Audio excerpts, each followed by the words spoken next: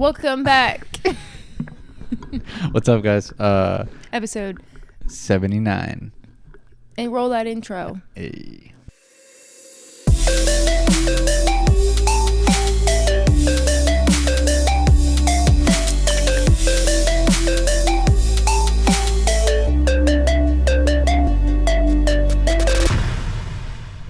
Sex scraper. They're building a skyscraper for sex. All right, guys. So we're back here in the Loner Station. Thank you guys for checking in. We appreciate you liking and subscribing, and also jumping over to the vlog channel because we've been putting that content out. All right, for y'all. We're really trying, guys. Okay, and we are possibly, for sure, going somewhere. That's right. Very soon. Yeah. And we're gonna vlog it. And you don't want to miss out.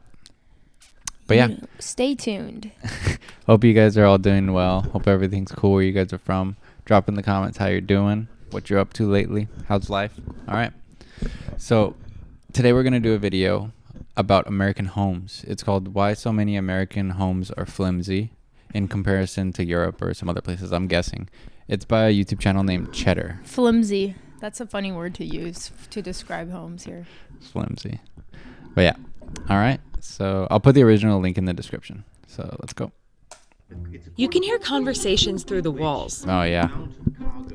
Footsteps up the stairs. Banging pots in the kitchen when you're across the house. Okay, sorry to stop so early, but What? no, I was going to say apartments are like this times 100 in LA, I guess.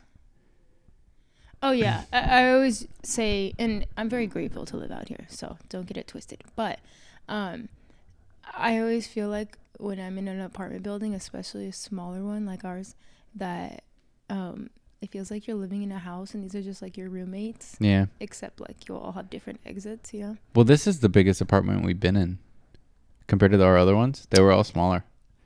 Apartment size itself, yes. That's what I meant. Apartment building, no. That's what I meant. I meant the apartment size. Yeah, I meant like The building, is not that big. That's what I meant for small apartment. My bad.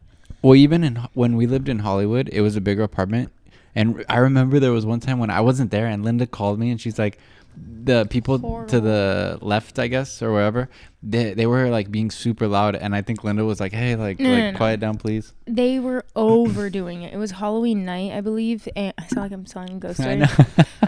And they were overdoing it. They were even like banging on the walls and stuff. Like they were going out of their way to be obnoxious. It wasn't like you can hear a pen drop or I can hear a conversation next door. Like, yeah, I mean, that's annoying. It felt like a very private apartment except that one night. And I was just like, holy shit, dude.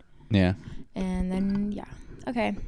But yeah, so especially like in these older apartments here in LA, I don't know about New York City because I've heard New York actually has pretty solid. No, I heard they have solid apartments because they were made European style, which I've heard like in a lot of places in Europe, they're like brick apartments, like they're hard and solid, so that way you can't really hear that much. Yeah, I've never really heard much about it, like the sound in the walls there. Yeah. But I have heard that they are built different than here. Yeah, and like they're more built to last. Exactly, and they're better quality, and then it's just like more the harder material soundproof's better, I'm guessing. But wherever you guys are from, like if Europe, wherever, let us know how the apartment situation is, if like you can hear everything and stuff like that. I want to know if anyone's from New York or has lived in New York. If you or from like Europe and stuff. No, I just want to know if anyone in New York can hear. I'm sure even in Europe, there's a bunch of apartments where you can hear next door. Well, Ben, my friend who used to live in New York, he told me that they're built better, but I don't know. Yeah, probably depends. Yeah. That's just life in most American homes. Walls are thin and the opposite of soundproof. And something always needs to be fixed. Yeah. And most homes aren't even that old. There should be no excuse that they're falling apart. But why are they like this, especially when other areas have sturdy, thick houses that last hundreds and hundreds of years? The answer isn't just capitalism, so don't click off the video just yet. It's actually a lot more complex, and the solution isn't easy. Cheddar. If you're looking for one quick thing to blame, you can look towards George Washington's snow. In 1832, the civil engineer was tasked with building a Chicago warehouse as quickly as possible from the local softwood. So he got creative. Snow used 2x4s to assemble hollow walls, several stories high. The method let individual workers handle assembly, leaving only one person to nail it all into place. Snow completed the warehouse in record time.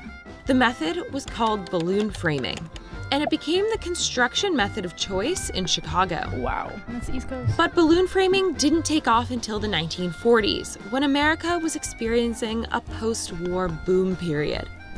More Americans had money than ever before, and they wanted the American dream, a house. They could suddenly afford to buy homes in sprawling new suburbs. So they pretty much said, let's just do this as quick as possible and forget about quality. Yeah. Yeah. They were just pumping them out to make money. Yeah, seems like most things here do that. All right. And contractors knew they could make a killing if they could produce enough homes to satisfy the demand. Balloon framing and its successor, platform framing, allowed contractors to frame houses basically overnight. But there was something unique about balloon framing that made it only feasible in certain countries, like the US and Canada, and not in Europe. Balloon framing requires a massive quantity of long, mature trees. And America had an abundance of super tall, mature trees. Plus, it was an easy and cheap construction material for the newly growing suburbs. Wood is sturdy, yet flexible enough to withstand low-intensity earthquakes and tornadoes. If you want to hear about all of wood's good qualities, check out our video on the subject here. In Europe, wood is still incredibly expensive because so few forests remain. And what they do have is heavily protected. So the average European home is built with brick, stone, or concrete, and they're many centuries old. These materials can be sturdier and safer than wood. A concrete masonry wall has... I just don't get why houses are so fucking expensive here. It's like... Well, that has a lot, I'm sure, to do with, obviously, like, the economy here and everything. I understand, but look at the quality. Look at, of the houses. Yeah, but I think, especially somewhere like here, location trumps quality because people just want to live in a certain place.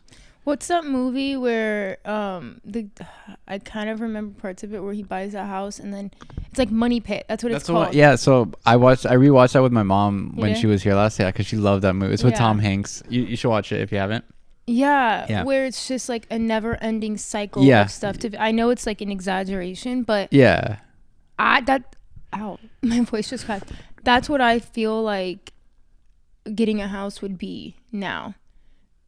You know what I'm saying? Unless you're buying like a brand new home, but it's like that's almost impossible. Well, now and mortgage rates are really high right now too. Yeah, so if you bought like a humble home that's a decade or two old, like who knows the infrastructure, like if it's going to be reliable or not, or if it's just going to be a never-ending. And I'm sure it would, if you chose to make your house out of brick or stone, it's going to be super expensive, I bet. But it's going to last like a long time. At that point, are those resources more expensive? Like how much more expensive? It's probably harder to build, but it lasts a lot longer. It takes more time. Yeah, exactly. But it's more quality. That's worth it. Yeah. Because anyway. The shocker, higher fire insulation property rating. I was gonna say, like that'll catch so much easier to catch fire. Yeah. In a wood home. Yeah, definitely. Yeah. Compared to a wooden frame wall. One of these concrete walls has a fire rating of around 4 hours till it's destroyed, as compared to a wooden framed wall, which only has a rating of around an hour. Yeah. Absolutely not. Insurance carriers also have long-term data suggesting that homes constructed of brick are less likely to be destroyed by natural hazards. I believe that. If saving money is your game, the U.S. Department of Energy estimates that you could save $340 a month or over $4,000 a year on heating and cooling if you live in a brick house over a wood one. That makes sense. It's estimated that losses from wildfires have added up to $5.1 billion over the past 10 years. Especially here, wildfires happen here a lot. Years. A number made even more bloated by all the wood-framed houses. Now, to be clear, wood isn't necessarily a bad building material. I mean, take a look at the Fairbanks house in Dedham, Massachusetts. It's been standing since 1637. Damn. But in general, wood is harder to maintain. In fact, without maintenance, many houses won't make it to 30 years. And to many Americans, that's just... You're getting locked into a home for 30 years here. Wait. Yeah, I was like, did I hear that right? Yeah, that's wild. Damn. Yeah. Maybe they mean without like... proper care. Or restoring parts of it. Yeah. Because every house I've like known of from family members, at one point or another, they're restoring certain parts of it. Yeah, that's a good point. Yeah. It's the right amount of time. The U.S. Census says that the average American moves houses 11 times in their lifetime. Damn. That figure across 16 European countries? About 4 times. Wow. Since Americans are constantly moving their homes, they don't need them to last as long. They expect a semi-new home wherever they go because with the increased owner turnover, regular maintenance isn't normally done. It's easier just to rip it down and rebuild it, yeah. And start over fresh. But why do Americans move around so much? You can blame the job market. In America, it's much more common to hop around between companies. The opposite is true in the European Union. The World Bank reports that the median tenure of the average U.S. employee was 4 years, while the median tenure in the EU was 10 years. Part of that culture of constantly shifting jobs is moving to a new area to take that job, meaning you've got to move houses. Yeah. So, short story, blame George Washington Snow. Long story, blame the shifting U.S. job market. Interestingly, we aren't the only country in the world to have famously flimsy houses. We share that title with Japan, and they're actually worse than us. What the fuck, Japan? Houses in Japan depreciate like cars do in the US. After 20 years, a Japanese house typically loses all of its value and is, on average, torn down just 30 years after being built. According to a paper by the Nomura Research Institute, it's a major obstacle to affluence for Japanese families. The collective waste is approximately an annual loss of 4% of Japan's total GDP. Damn. The total amount of new houses built in Japan every year is on par with the United States, despite having only a third of its population, which is shrinking every year. 87% of Japan's home sales are new homes, compared to only 11 to 34% in Western countries. Wow. Part of the reason for this is that the Japanese love new things. Their frequent and severe earthquakes make old houses, cheap wood frame houses from the same post-war boom we had, dangerous and without proper seismic reinforcement.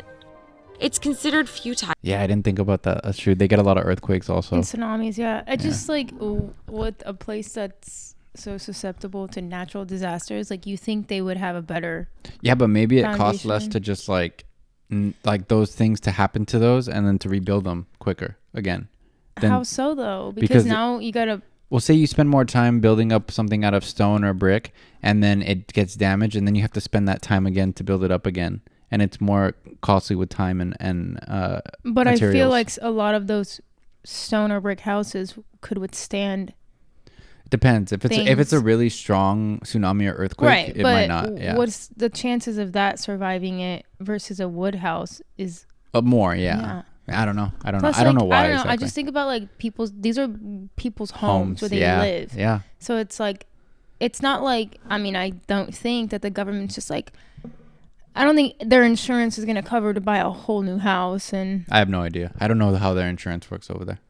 To invest in their maintenance or try to improve them. That's especially reinforced, the Nomura Research Institute says, by concepts of impermanence in the Shinto religion.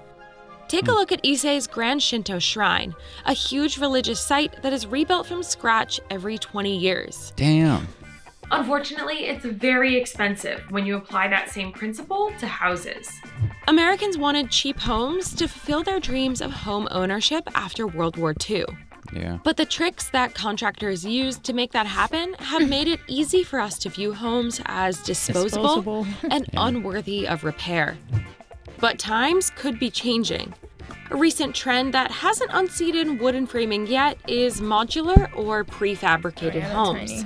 Modular homes are constructed in sections away from the building site and then put together on the property. But they're actually framed with 8 to 10% more wood, so they're extra strong for transportation, and are designed to be sturdier than regular homes. Instead of nails and screws, walls are connected using joints and strong glues. It's a method that has become increasingly popular for making tiny homes, but hasn't managed to beat out balloon framing on the most important thing to contractors: price. Modular homes sell for less than regular homes, even though they can be slightly cheaper to make, so contractors avoid them in favor of more profit. If Americans decided to stay put in one home and invest in it, that might change.